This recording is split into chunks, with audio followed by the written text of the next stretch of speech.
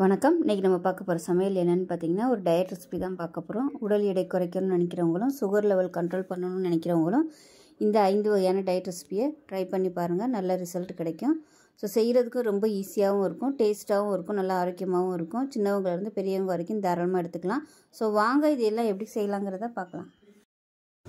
இப்போ பார்த்தீங்கன்னா ஒரு பவுலில் நான் வந்து இந்த கப்பில் தான் எடுத்திருக்கேன். ஏதாவது ஒரு கப்பு வந்து நீங்கள் அளந்துக்கங்க.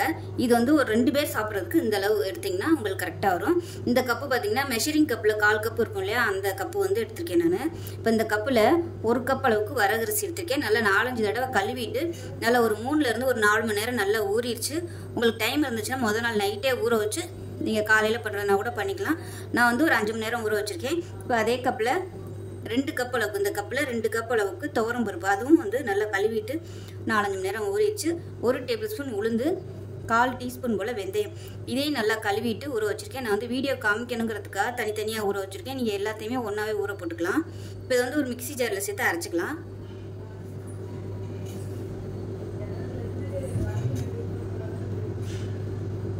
இப்போ இதை ஒரு மிக்சி ஜாரில் சேர்த்துட்டேன். இப்போ இதில் வந்து காரத்துக்கு தேவையான அளவு வரமிளகா சேர்த்துக்கலாம். நான் வந்து ஒரு 2 வரமிளகா மட்டும் சேர்த்துருக்கேன். ஒன்று வந்து சின்னதாக தான் இருக்குது, கம்மியாக தான் நான் சேர்த்துருக்கேன். காரம் உங்களுக்கு எவ்வளோ தேவையோ அதுக்கு தகுந்த மாதிரி சேர்த்துக்கோங்க. வரகரிசி அதுவும் ஊற போடையில் நீங்கள் போட்டுக்கோங்க, நான் மறந்துட்டேன். இப்போ அதே மாதிரி 1/4 டீஸ்பூன் போல் சோம்பு சேர்த்துக்கலாம். இப்போ இதில் ஒரு பல் பூண்டு, அதே மாதிரி சின்ன துண்டு இஞ்சி சேர்த்துக்கலாம். இப்போ வந்து அரைச்சிட்டு வந்துடலாம். கெட்டியாகவே அரைச்சிக்கோங்க. தேவைப்பட்டால் நம்ம ஊற வச்சுருந்த அந்த தண்ணியை சேர்த்து அரைச்சிக்கலாம். இப்போ இதில் தேவையான அளவு உப்பு சேர்த்துக்கலாம். இப்போ அரைச்சிட்டு வந்துட்டு பார்க்கலாம். இப்போ பாருங்கள் நல்லா அரைச்சாச்சு, நைஸாக அரைச்சிட்டேன். இப்போ ஒரு பவுலில் சேர்த்துக்கலாம். இப்போ மிக்சி அலசிட்டு கொஞ்சமாக மட்டும் தண்ணி சேர்த்துக்கிறேன். இப்போ வந்து நல்லா கலந்து விட்டுட்டு இது வந்து ஒரு 2 மணி நேரம் புளிக்கட்டும். உடனே ஊற்றுறதுனால நீங்கள் ஊற்றிக்கலாம். கொஞ்சம் லைட்டாக புளிக்க விட்டுட்டு ஊற்றுனீங்கன்னா டேஸ்ட்டும் நல்லாயிருக்கும். நல்லா பபுள்ஸ் நிறையா வரும் தோசை ஊற்றையில். நீங்கள் காலையில் நைட்டே ஊற வச்சிட்டிங்கன்னா காலைல ஒரு 6 மணியை போல் அரைச்சிட்டு ஒரு 7:30-8 மணிக்கு ஊற்றுறதுக்கு கரெக்டாக இருக்கும். இப்போ இது வந்து புளிக்கட்டும். ஒரு 2 மணி நேரம் கழித்து பார்க்கலாம். 8 பல் பூண்டு சேர்த்துக்கலாம். மீடியம் சைஸாக ஒரு பெரிய வெங்காயம் கட் பண்ணி வச்சுருக்கேன். இதுக்கு பதிலாக ஒரு 10 சின்ன வெங்காயம் சேர்க்கறதுனாலும் சேர்த்துக்கலாம். இது கூடவே ஒரே ஒரு தக்காளி, அதையும் சேர்த்துக்கலாம். காரத்துக்கு தேவையான அளவு மிளகாத்தூள் சேர்த்துக்கலாம். நான் வந்து 1 டேபிள் ஸ்பூன் அளவு சேர்த்துருக்கேன். சின்னதாக நெல்லிக்காய் சைஸுக்கு புளி சேர்த்துக்கலாம். தேவையான அளவுக்கு உப்பு சேர்த்துக்கலாம். இப்போ இதை நல்லா அரைச்சிட்டு வந்துடலாம். தண்ணி ஊற்றணும்னு அவசியம் இல்லை. இப்போ நமக்கு சட்னி ரெடி ஆயிடுச்சு. இப்போ இது வந்து நம்ம தாளிச்சுக்கலாம். இப்போ இதில் தேவையான அளவுக்கு எண்ணெய் விட்டுக்கலாம்.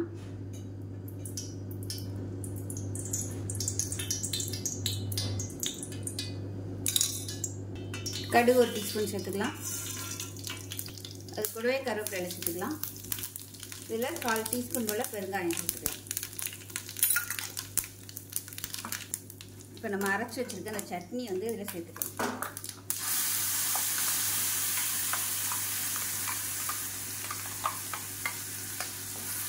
நல்லா கலந்துட்டு பச்சை வாசனை போகிற அளவுக்கு மட்டும் லேசாக கொதிக்க விட்டால் போதும். ரொம்ப கொதிக்கணும்னு அவசியம் இல்லை.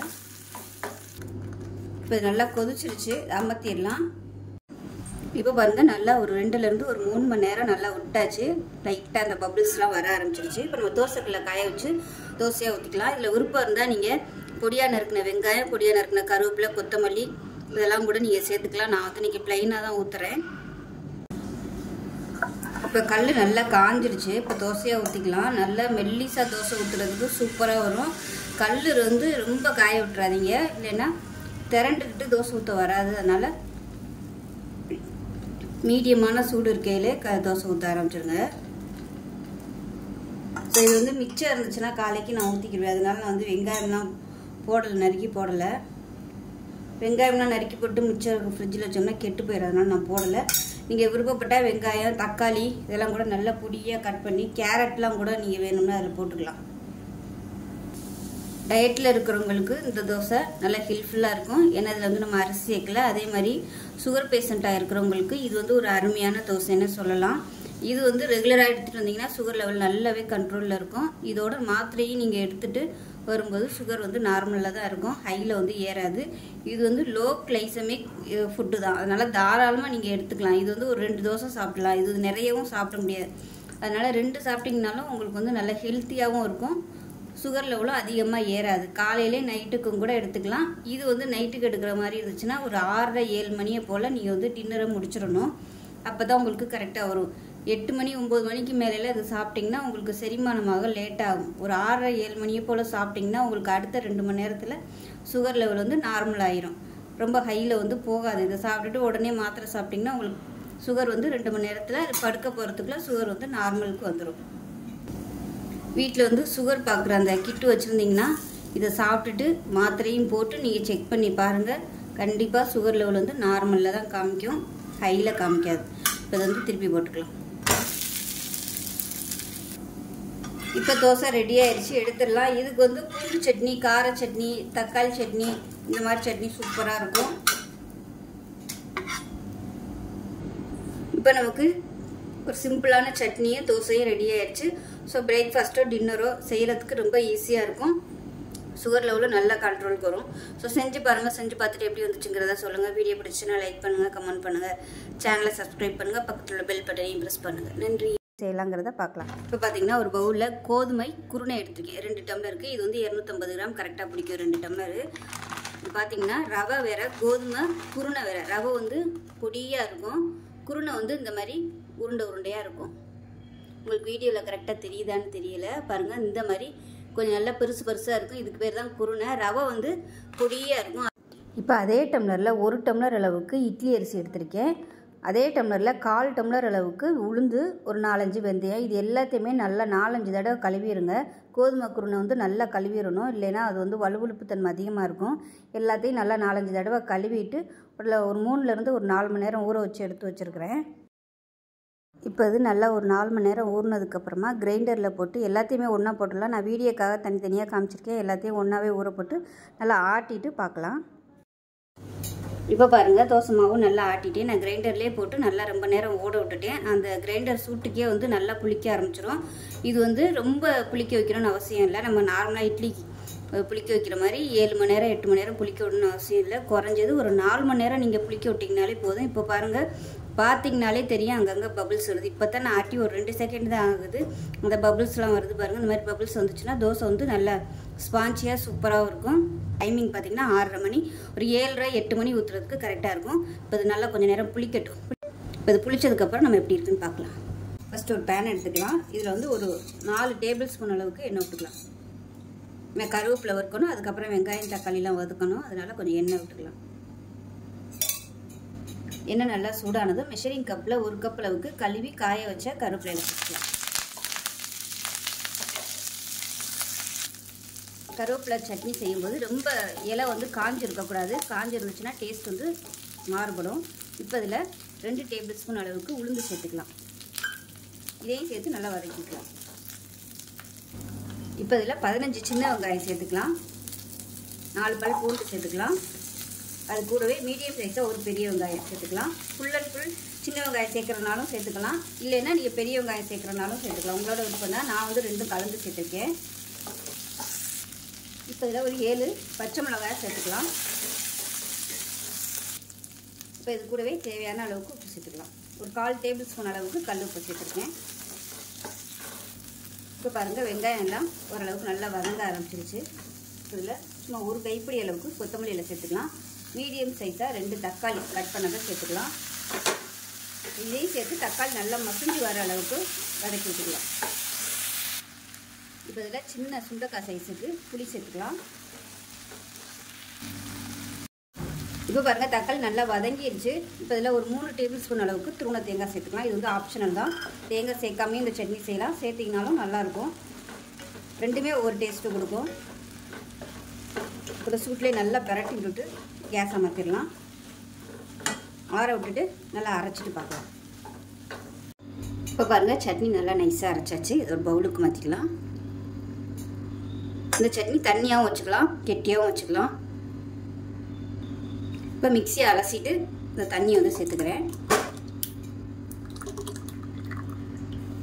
இப்போ எப்பயும் போல் தாளிச்சிக்கலாம். கடுகு, உளுந்து, கருவேப்பிலை, பெருங்காயம் போட்டு தாளிச்சிருக்கேன். அப்படியே அந்த சட்னியில் கொட்டிடலாம். இப்போ மாவு எப்படி இருக்குன்னு பார்க்கலாம். நல்லா ஒரு 1.5 மணி நேரம் ஊறிடுச்சு, அதாவது புளிச்சிருச்சு. நான் வந்து 6:30க்கு ஆட்டி வச்சேன். நல்லா இப்போ மணி பார்த்திங்கன்னா ஒரு 8 மணி ஆகுது. மாவு லைட்டாக அப்படியே பொங்கி வந்துருக்கு பாருங்க. லேசாக அப்படியே பொங்கி இருக்குது, எலும்பி வந்துருக்குது. இப்போ நம்ம வந்து தோசையாக ஊற்றிக்கலாம். கல் நல்லா சூடானதும் தண்ணி தெளித்து சூட்டை குறைச்சிருங்க. ஏன்னா கோதுமை மாவு வந்து திரண்டுக்கிட்டு வராது ஊற்றுறதுக்கு. நான் வந்து தண்ணியாகவே தான் கரைச்சி வச்சுருந்தேன். அதனால் நான் வந்து தண்ணி ஊற்றலை. விருப்பப்பட்டால் நீங்கள் தண்ணியாக கூட நீங்கள் கரைச்சி ஊற்றிக்கலாம். கொஞ்சம்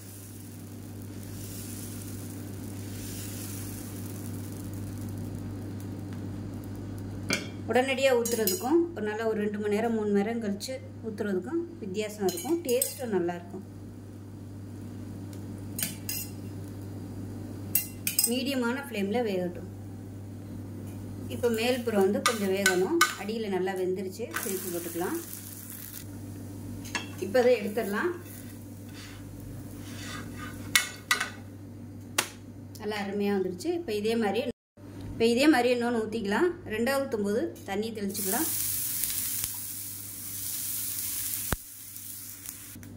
நார்மல் தோசை கல்லுனா கூட ஒரு 2-3 தோசை ஊற்றுனதுக்கப்புறம் நம்ம தண்ணி தெளிக்கலாம். ஆனால் அந்த நான்ஸ்டிக் பார்த்திங்கன்னா ஒவ்வொரு தோசைக்கும் தண்ணி தெளித்தா தான் தோசை ஊற்ற வரும், இல்லைன்னா திரண்டுக்கிட்டு வராது. இப்போ இது வந்து நான் தண்ணி ஊற்றி கொஞ்சம் மிக்ஸ் பண்ணியிருக்கேன். இழுக்கையில் உங்களுக்கு நல்லா தெரியும். ஊற்றுனதுக்கும் இப்போ ஊற்றுனதுக்கும் வந்து கொஞ்சம் கெட்டியாக இருந்துச்சு. இப்போ தண்ணி ஊற்றி கலந்துருக்கேன். நல்லா இழுக்க வருது பாருங்கள். மேலாப்பில் எண்ணெய் ஊற்றிக்கலாம். தோசை ஊற்றிட்டு அடுப்பு நல்லா அதிகப்படுத்திக்கோங்க.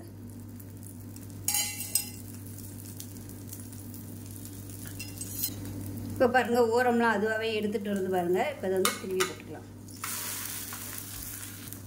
வெறும் நம்ம வந்து கோதுமை குருணையை மட்டும் வச்சு தோசை ஊற்ற முடியாது. ஊற்றலாம், ஆனால் வலுவழுப்பு வந்து அதிகமாக இருக்கும். அதுக்காக தான் நம்ம அரிசி சேர்க்குறது. டயபெட்டிக்காக இருக்கிறவங்க இந்த அரிசி சேர்க்க வேணாம் அப்படின்னு நினச்சிங்கன்னா பழுப்பு அரிசி, சிவப்பு அரிசி, கவுனி அரிசி இந்த மாதிரி அரிசி கூட நீங்கள் சேர்த்துக்கலாம். அது சேர்த்திங்கன்னா கலர் வந்து கொஞ்சம் மாறுபடும், அவ்வளோதான். மட்டை அரிசி கூட நீங்கள் சேர்த்துக்கலாம். அதெல்லாம் வலுவழுப்பு வந்து அதிகமாக இருக்காது. இப்போ இதை எடுத்துடலாம். ஸோ நான்ஸ்டிக்குங்கிறதுனால அது அப்படியே ஓடுது. அவ்வளோதான். சூப்பராக இருக்குது பாருங்கள். நம்ம இன்ஸ்டண்ட்டாக தோசை ஊற்றினோம்னா கூட எண்ணெய் நிறைய ஊற்றுற மாதிரி வரும். இந்த மாதிரி நம்ம லைட்டாக புளிக்க வச்சு செய்யும்போது இந்த மாதிரி செய்கிறது தான் ஆரோக்கியமாக இருக்கும். டேஸ்ட்டும் நல்லாயிருக்கும். இப்போ பாருங்கள் தோசையும் சட்னியும் ரெடி ஆயிடுச்சு. ஸோ அருமையான ஒரு ரெசிபி. டயட்டில் இருக்கிறவங்களும் இந்த தோசை வந்து ட்ரை பண்ணலாம்.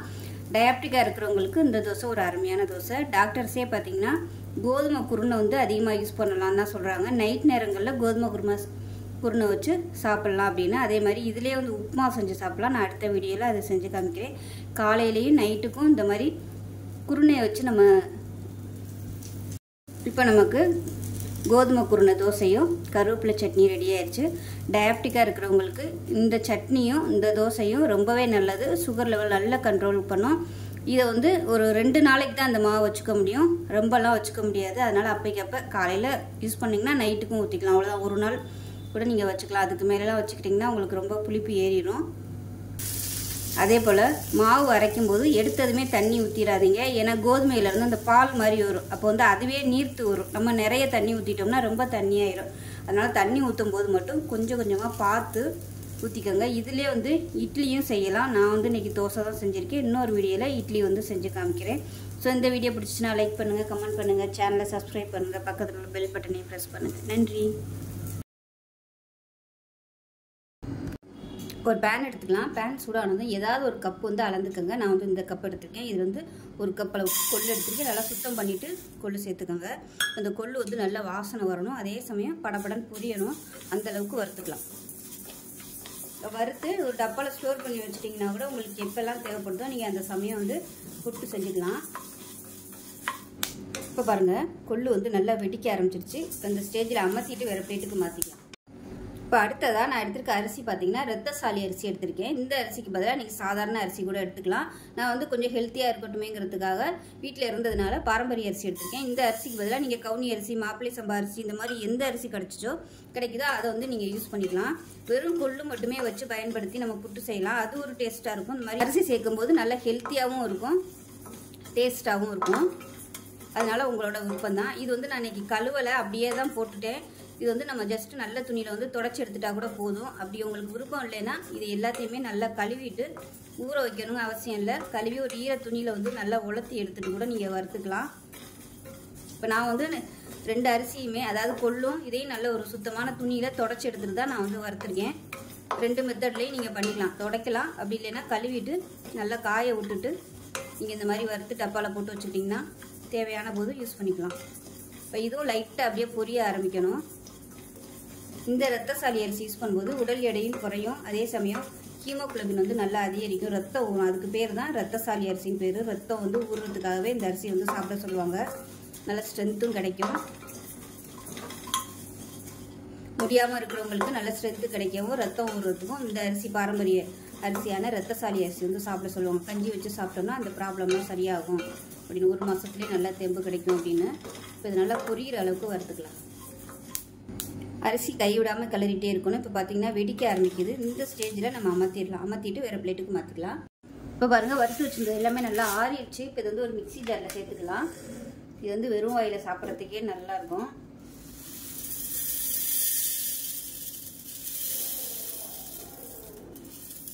இப்போ இது வந்து ரொம்ப நைஸாக அரைக்கக்கூடாது. நம்ம புட்டுக்கு வந்து எப்படி நம்ம அரிசி உடைச்சோம்னா எப்படி நெரு நெருன்னு இருக்கும், அந்த மாதிரி அரைச்சிட்டு பார்க்கலாம். இப்போ பாருங்கள், அரைச்சாச்சு. ரொம்ப நைஸாக இல்லை, அதே சமயம் ரவை பதத்துக்கு இருக்குது, நல்லா நெரு நெருன்னு. ஸோ இந்த தான் கரெக்டாக இருக்கும். நம்ம அரைச்சி வச்சுருந்த இந்த பொடி இருக்கு இல்லையா, அதில் வந்து 1 கப் அளவுக்கு சேர்த்துக்கலாம். இப்போ இந்த பொடியில் வந்து கஞ்சி கூட நம்ம செய்யலாம். கஞ்சி செஞ்சு சாப்பிட்டோம்னா சூப்பராகவும் இருக்கும். நான் இன்னொரு வீடியோவில் வந்து நான் அதை போஸ்ட் பண்ணுறேன். இப்போ நம்ம எடுத்துருக்க அளவில் இந்த பவுலில் பார்த்திங்கன்னா 2 கப் அளவுக்கு நமக்கு பவுடர் கிடச்சிருக்கு. இது வந்து இன்னொரு தடவை யூஸ் பண்ணிக்கலாம். நான் வந்து இப்போ இந்த இதில் 1 கப்பு தான் நான் சேர்த்துருக்கேன். இப்போ இதில் தேவையான அளவுக்கு உப்பு சேர்த்துக்கலாம். இதே ரெசிபியில் வந்து இனிப்பும் செய்யலாம். புட்டு மாதிரி அவிச்சிட்டு எப்பயும் போல் நம்ம சர்க்கரை சேர்த்து சாப்பிட்றதுனாலும் சாப்பிட்டுக்கலாம், தேங்காய் பூ போட்டு. இது வந்து நான் காரம் தான் பண்ண போகிறேன். ஏன்னா வெயிட் லாஸ்ங்கிறதுனால நான் வந்து இனிப்பு போடாமல் காரம் பண்ணுறேன். அதனால் உப்பு வந்து கொஞ்சம் கூட சேர்த்தோம்னா தான் சாப்பிட்றதுக்கு நல்லாயிருக்கும். இனிப்புனா கம்மியாக கூட நம்ம உப்பு சேர்த்தா போதும். இப்போ இதில் தண்ணி சூடாக இருக்குது. இந்த தண்ணியை வந்து கொஞ்சம் கொஞ்சமாக ஊற்றி நம்ம புட்டு பதத்துக்கு பிசைஞ்சு எடுத்துக்கலாம். தண்ணி சூடாக இருக்கிறதுனால கரண்டி வச்சு மிக்ஸ் பண்ணி விட்டுக்கோங்க. நல்லா இந்த மாதிரி அழுத்தி விட்டுக்கோங்க. இப்போ இன்னும் கொஞ்சம் லைட்டாக ஊற்றிக்கலாம். தண்ணி வந்து பார்த்து சேர்த்துக்கோங்க, ரொம்ப ஊற்றிட வேணாம்.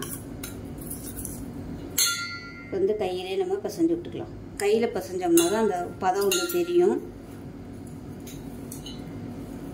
நார்மலாக புட்டுக்கு வந்து நம்ம எப்படி பிசைவோம் அதே மாதிரியே பிசைஞ்சா போதும். பிடிச்சா உங்களுக்கு இந்த மாதிரி உருண்டை பிடிக்க வரணும், உதுத்து விட்டா உதுரணும். இன்னும் கொஞ்சம் நம்ம தண்ணி தெளிச்சுக்கலாம்.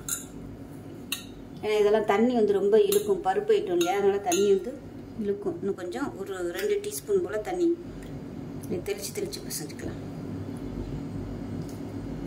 தண்ணி வந்து ரொம்ப சூடாக இருக்குது, அதனால நான் ஸ்பூனில் கிளறேன்.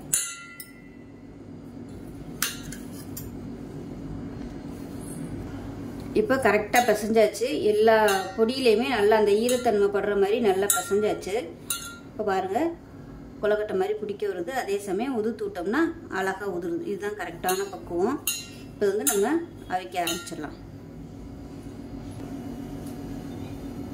இப்போ பாருங்கள், புட்டு பொடி பார்த்திங்கன்னா ஒரு இலையில போட்டு வச்சுருக்கிறேன். இப்போ பாருங்கள், தண்ணி வந்து நல்லா கொதிக்க ஆரம்பிச்சிருச்சு. நல்லா இந்த மாதிரி ஆவி வரணும். ஆவி வந்ததுக்கப்புறம் தான் நம்ம வந்து தட்டை உள்ளே வைக்கணும். நீங்கள் துணி போட்டு வைக்கிறதுனாலும் வச்சுக்கலாம். இதை மூடி வச்சிடலாம். இப்போ ஒரு 3 நிமிஷம் நல்லா வேக விட்டுட்டு அமர்த்திட்டேன். எப்படி இருக்குன்னு பார்க்கலாம். இப்போ நான் வந்து இதுக்கு மேலே ஒரு இட்லி துணி வந்து போட்டு வச்சுருக்கிறேன், அந்த தண்ணி படாமல் இருக்கிறதுக்காக. பாருங்கள், இட்லி துணி போட்டதுனால கட்டி இல்லாமல் நல்லா சூப்பராக வந்துருச்சு. இது வந்து எடுத்துடலாம். இப்போ இதில் நீங்கள் தேங்காய் பூ இனிப்பு போட்டு இப்படியே சாப்பிட்றனாலும் சாப்பிட்டுக்கலாம். நான் வந்து இன்றைக்கி வெங்காயம், பச்சை மிளகா, வரமிளகா போட்டு இப்போ தாளிக்க போகிறேன். இப்போ இது இருக்கட்டும். இப்போ ஒரு பேன் எடுத்துக்கலாம். இதில் வந்து ஒரு 2 டீஸ்பூன் அளவுக்கு எண்ணெய் விட்டுக்கலாம். எண்ணெய் சூடானதும் ஒரு டீஸ்பூன் போல் கடுகு சேர்த்துக்கலாம். 1 டீஸ்பூன் உளுந்து சேர்த்துக்கலாம். 2 வரமிளகா சேர்த்துக்கலாம். நான் வந்து இந்த அளவுக்கு தான் காரம் சேர்த்துருக்கேன்.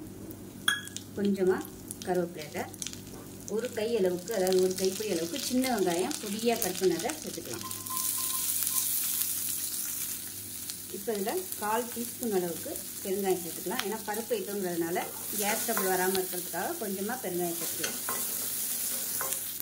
இந்த ரெசிபி சுகர் பேஷண்ட்டும் தாராளமாக எடுத்துக்கலாம். நல்ல கண்ட்ரோலுக்கு வரும். சுகர் பேஷண்ட்டாக இருந்தால் சின்ன வெங்காயம் வந்து சேர்த்துக்கோங்க. நார்மலாக நீங்கள் சமைக்கிறதா இருந்தால் பெரிய வெங்காயம் கூட சேர்த்துக்கலாம். சுகர் பேஷண்ட் சாப்பிடும்போது சின்ன வெங்காயம் சேர்த்திங்கன்னா உங்களுக்கு இன்சுலின் அளவு வந்து நல்லா உற்பத்தி ஆகும். அதனால நான் வந்து சின்ன வெங்காயம் யூஸ் பண்ணியிருக்கேன். நீங்கள் பெருசு யூஸ் பண்ணுறதுனாலும் யூஸ் பண்ணிக்கலாம். இப்போ பாருங்கள், வெங்காயம் நல்லா வதக்கிடுச்சு. ரொம்ப கருக வதங்கணும்னு அவசியம் இல்லை. அந்த பச்சைத்தன்மையோடு இருந்தால் தான் சாப்பிடும்போது அந்த வெங்காய வாசனையோட புட்டு நல்லாயிருக்கும். இப்போ நம்ம வேக வச்சு வச்சுருக்க இந்த புட்டு அதோடு சேர்த்துடலாம். இது புட்டு வெந்துருச்சான்னு எப்படி செக் பண்ணி பார்க்குறதுனா, இப்படி எடுத்துகிட்டு நீங்கள் இப்படி கையில் உருட்டி பார்த்தீங்கன்னா உங்களுக்கு வந்து அந்த சூட்டோடு நல்லா உதிர வரும். இது வந்து கொஞ்சம் ஆறிடுச்சு. இப்படி இந்த மாதிரி உருட்டி பார்த்தீங்கன்னா இந்த மாதிரி இப்படி நிற்கணும், உருண்டு வரணும். இப்படி வந்துச்சுன்னா புட்டு பதம் வந்து கரெக்டாக வெந்துருச்சுன்னு அர்த்தம். இப்போ நீங்கள் அது மாதிரி அடுப்பு வந்து குறைச்சி வச்சுக்கிட்டு பார்த்துக்கோங்க.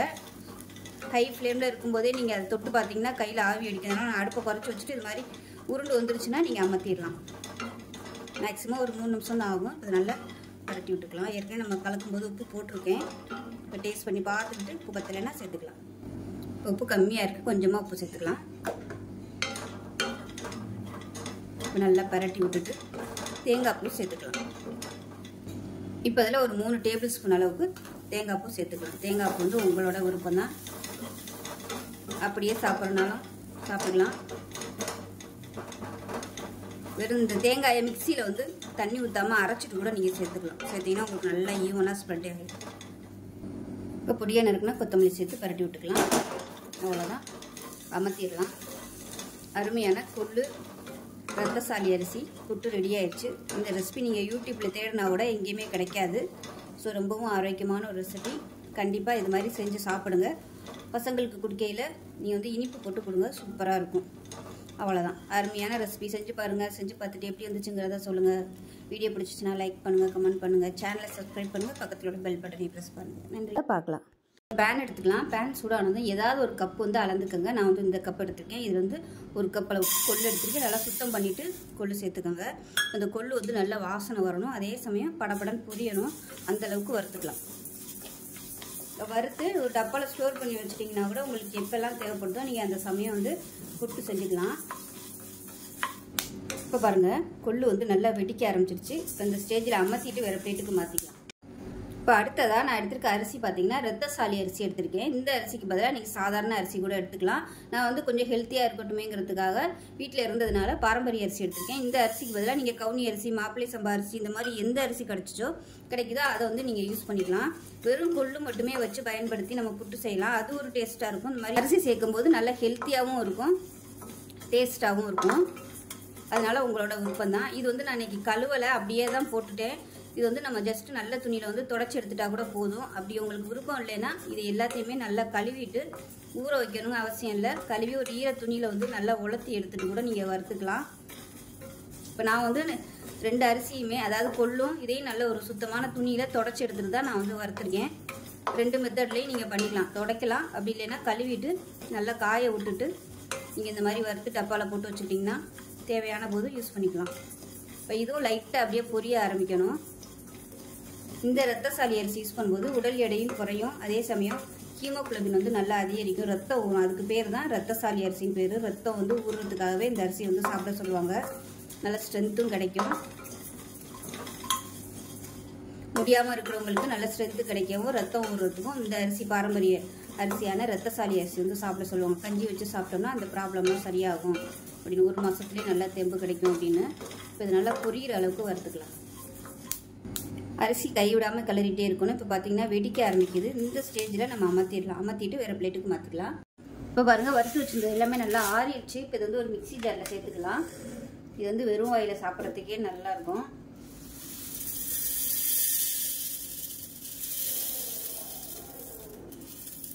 இப்போ இது வந்து ரொம்ப நைஸாக அரைக்கக்கூடாது. நம்ம புட்டுக்கு வந்து எப்படி நம்ம அரிசி உடைச்சோம்னா எப்படி நெருன்னு இருக்கும், அந்த மாதிரி அரைச்சிட்டு பார்க்கலாம். இப்போ பாருங்கள், அரைச்சாச்சு. ரொம்ப நைஸாக இல்லை, அதே சமயம் ரவை பதத்துக்கு இருக்குது, நல்லா நெருன்னு. ஸோ இந்த தான் கரெக்டாக இருக்கும். இப்போ நம்ம வறுத்து வச்சுருந்த பொடியிலேருந்து ஒரு 1/4 கப் அளவுக்கு எடுத்துக்கலாம். ஏதாவது ஒரு மெஷரிங் கப் எடுத்துக்கோங்க. நான் வந்து இந்த கப்பில் 1/4 கப் அளவுக்கு எடுத்திருக்கேன். இப்போ இதே கப்பில் அதாவது ஒரு பங்குக்கு 4 பங்கு தண்ணி ஊற்றிக்கலாம். 2 3 4 பங்கு தண்ணி ஊற்றிருக்கேன். இப்போ இதில் ஒரு பல் பூண்டு வந்து நச்சு வச்சதை சேர்த்துக்கலாம்.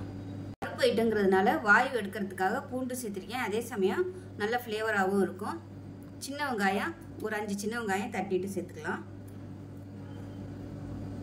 இது கூடவே கொள்ளு வந்து சூடு, அதனால் அந்த சூடு வந்து பேலன்ஸ் பண்ணி கொடுக்கறதுக்காக வெந்தயம் சேர்த்துக்கலாம் குளிர்ச்சிக்காக.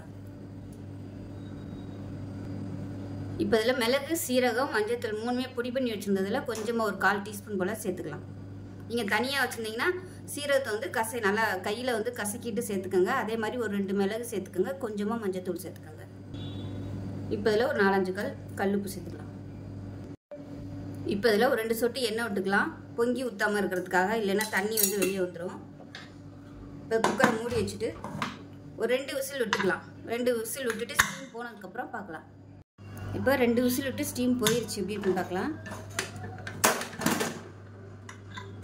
இப்போ பாருங்கள் கரெக்டான அளவில் இருக்குது. இதில் விருப்பப்பட்டால் நம்ம இப்போ தண்ணி சேர்த்துக்கலாம். இப்போ இதில் நீங்கள் தண்ணி சேர்த்துக்கலாம், அதுக்கு பதிலாக தேங்காய் பால் சேர்க்கலாம், அப்படி இல்லைன்னா தயிர் கூட சேர்க்கலாம். தயிர் சேர்க்குறதா இருந்தால் இது கொஞ்சம் ஆறட்டும். இப்போ நான் வந்து தயிர் தான் சேர்க்க போகிறேன். எடுத்து வச்சுருக்கேன் தயிர் வந்து எவ்வளோ சேர்க்குறோமோ அந்தளவுக்கு டேஸ்ட்டு நல்லாயிருக்கும். இப்போ வந்து கொஞ்சம் ஆறட்டும், சூடாக இருக்குது, ஆறட்டும். இப்போ இதில் பெருங்காயம் சேர்த்துக்கலாம். விருப்பம் இருந்தால் சேர்த்துக்கோங்க.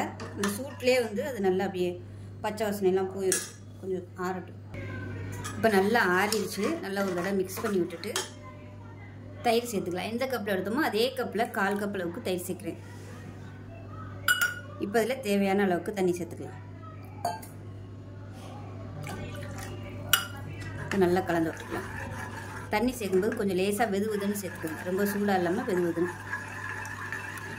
அவ்வளோதான். அருமையான கொள்ளு ரத்தசாலி கஞ்சி ரெடி ஆயிடுச்சு. டேஸ்ட்டு சூப்பராக இருக்கும். தேங்காய் பால் சேர்க்குறனாலும் சேர்த்துக்கலாம். நீங்கள் இல்லை வெறும் இதாக குடிக்கிறதுனாலும் குடிக்கலாம், தயிர் சேர்த்து குடிக்கிறதுனாலும் குடிச்சிக்கலாம். ஸோ இந்த ரத்தசாலி அரிசி சேர்க்கும்போது ரத்தம் நல்லா ஊறும், உடம்பு நல்லா ஸ்ட்ரென்த்தாகவும் இருக்கும். அதே சமயம் கொள்ளு சேர்த்துக்கிறதுனால வெயிட் குறைக்கணும்னு நினைக்கிறவங்க தாராளமாக எடுத்துக்கலாம்.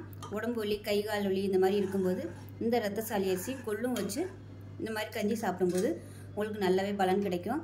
இது வந்து ரெகுலராகவே நீங்கள் எடுத்துக்கலாம், எப்போ வேணாலும் எடுத்துக்கலாம். காலையில் பிரேக்ஃபாஸ்ட்டு, லஞ்சுக்கு எது வேணுமோ நீங்கள் அதுக்கு தகுந்த மாதிரி இதை எடுத்துக்கலாம். நல்லா ஒரு 2 கிளாஸ் குடிச்சிங்கனாலும் போதும். வயிறு நல்லா ஃபில்லிங்காகவும் இருக்கும், நல்லா ஸ்ட்ரென்த்தாகவும் இருக்கும். செஞ்சு பாருங்கள். செஞ்சு பார்த்துட்டு எப்படி வந்துச்சுங்கிறத சொல்லுங்கள். வீடியோ பிடிச்சிச்சின்னா லைக் பண்ணுங்கள், கமெண்ட் பண்ணுங்கள், சேனலை சப்ஸ்கிரைப் பண்ணுங்கள், பக்கத்தில் உள்ள பெல் பட்டனையும் ப்ரெஸ் பண்ணுங்கள். நன்றி. இப்போ இதில் பார்த்தீங்கன்னா 1 கப் அளவுக்கு, அதாவது 1 டம்ளர், நம்ம சாதாரணமாக டீ குடிப்போம் இல்லையா, 100 ml டம்ளரு, அந்த டம்ளரில் 1 டம்ளருக்கு கொள்ளு எடுத்திருக்கேன். நீங்கள் மெஷரிங் பண்ணுறது எதில் வேணாலும் அளந்துக்குங்க, ஆனால் எல்லாமே அளக்கிறது ஒரே அளவாக அளந்துக்குங்க. 1 டம்ளருக்கு கொள்ளு ஊற வச்சுருக்கேன். அதே மாதிரி 1 டம்ளருக்கு பச்சரிசி, இது வந்து இட்லி பச்சரிசியோ இல்லை சாப்பாட்டு பச்சரிசி எதுனாலும் எடுத்துக்கோங்க. அது வந்து 1 டம்ளர் எடுத்திருக்கேன். அதே அளவுக்கு 1 டம்ளருக்கு சாதாரண இட்லி புழுங்கல் அரிசி எடுத்துக்கோங்க. நான் வந்து இட்லி புழுங்கல் அரிசிக்கு பதிலாக ரத்தசாலி அரிசி, அதாவது பாரம்பரிய ரத்தசாலி அரிசி எடுத்திருக்கேன். உங்கள்கிட்ட இது வந்து கிடைக்கல அப்படின்னு நினச்சிங்கன்னா சாதாரண புழுங்கல் அரிசி சேர்த்துக்கோங்க. இது வந்து ஆப்ஷனல் தான். நான் வீட்டில் வச்சுருந்ததுனால அதை வந்து சேர்த்துருக்கேன். புழுங்கல் அரிசி சேர்க்குறது பதிலாக நான் இதை சேர்த்துருக்கேன். 1/4 டம்ளர் அளவுக்கு உளுந்தும் வெந்தயமும் ஊற வச்சுருக்கேன். இப்போ இது எல்லாமே நல்ல ஒரு 5 மணி நேரம் ஊறிடுச்சு. ஊறினதுக்கப்புறம் இதை வந்து நம்ம மிக்சியில் போட்டு அரைச்சிக்கலாம், அப்படி இல்லைன்னா கிரைண்டரில் கூட நீங்கள் போட்டு அரைச்சிக்கலாம். நான் வந்து இட்லிக்கு மாவு ஊற போட்டிருக்கேன். ஸோ அதனால் நான் வந்து இது எல்லாத்தையுமே கிரைண்டரில் தான் போட போகிறேன். இது எல்லாத்தையும் அரைச்சிட்டு பார்க்கலாம். ஒரு மிக்சி ஜார் எடுத்துக்கலாம். ஒரு 8 பல் பூண்டு சேர்த்துக்கலாம். மீடியம் சைஸாக ஒரு பெரிய வெங்காயம் கட் பண்ணி வச்சுருக்கேன். இதுக்கு பதிலாக ஒரு 10 சின்ன வெங்காயம் சேர்க்கறனாலும் சேர்த்துக்கலாம்.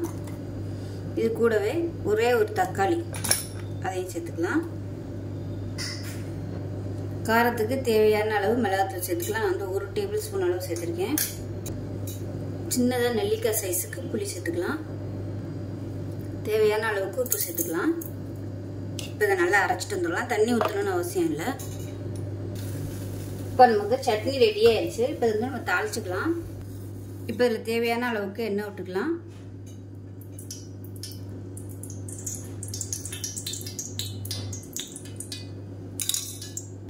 கடுகு 1 டீஸ்பூன் சேர்த்துக்கலாம்.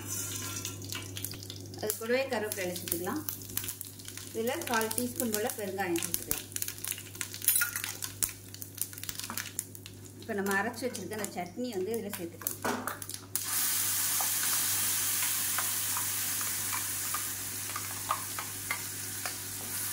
நல்லா கலந்துட்டு பச்சை வாசனை போகிற அளவுக்கு மட்டும் லேசாக கொதிக்க விட்டால் போதும். ரொம்ப கொதிக்கணும்னு அவசியம் இல்லை. இப்போ நல்லா கொதிச்சிருச்சு, அமர்த்திடலாம். இப்போ பாருங்கள், மாவு வந்து ஆட்டி நல்லா கரைச்சி ஒரு 6 மணி நேரம் அப்படியே புளிக்க விட்டேன். உப்பு போட்டு கரைச்சிட்டு இப்போ பாருங்கள் நல்லா அப்படியே புளிச்சு வந்துடுச்சு. பார்க்கையிலே தெரியும், நல்லா அப்படியே பபிள்ஸாக இருக்குது பாருங்கள். இப்போ அது வந்து தேவையான அளவுக்கு மட்டும் நம்ம ஒரு கிண்ணத்தில் எடுத்துக்கலாம். இதில் வந்து இனிப்பு பண்ணலாம். அடுத்த வீடியோவில் இனிப்பு நான் ரெசிபி போடுறேன். இப்போ வந்து நம்ம நார்மலாக ஊற்றுற காரப்பணியாரம் தான் செய்ய போகிறோம். இப்போ இதில் கொஞ்சமாக தேவையான அளவுக்கு மட்டும் எடுத்துருக்கேன். மாவு வந்து நல்லா கெட்டியாகவே கரைச்சிட்டேன். ஏன்னா இனிப்பு செய்கிறதுனால கெட்டியாக கரைச்சோம்னா தான் நம்ம பாகு ஊற்றும் போது கரெக்டாக இருக்கும். தண்ணியாக கரைச்சோம்னா ரொம்ப அப்படியே தண்ணியாக போயிடும். இப்போ இது வந்து தேவையான அளவுக்கு தண்ணி சேர்த்துக்கலாம். நான் இன்றைக்கி ப்ளெயினாக தான் ஊற்றுறேன். இதில் வேணும்னா நீங்கள் கடுகு, உளுந்து, சீரகம், வெங்காயம், கொத்தமல்லி, ஒரு சின்னதாக கேரட் ஒன்று துருவி போட்டு நல்லா வதக்கி விட்டு இதில் கொட்டி பணியாரமாக ஊற்றுறதுனால ஊற்றிக்கலாம். பச்சை மிளகாலாம் போட்டு நான் வந்து இன்றைக்கி ப்ளெயினாக தான் ஊற்றுறேன். இப்போ பணியாரங்கள் நல்லா காஞ்சிடுச்சு. எல்லா குழியிலையும் கொஞ்சம் கொஞ்சமாக எண்ணெய் விட்டுக்கலாம்.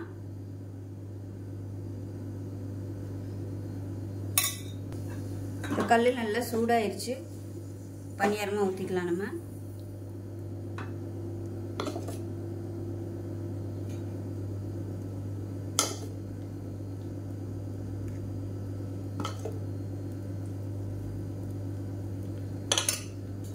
இதை மூடி வச்சுக்கலாம்.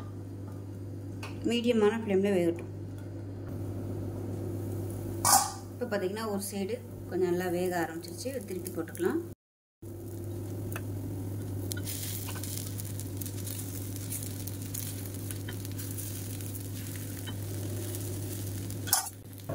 இப்போ நமக்கு பணியாரம் நல்லா 2 சைடு வெந்துருச்சு, எடுத்துடலாம்.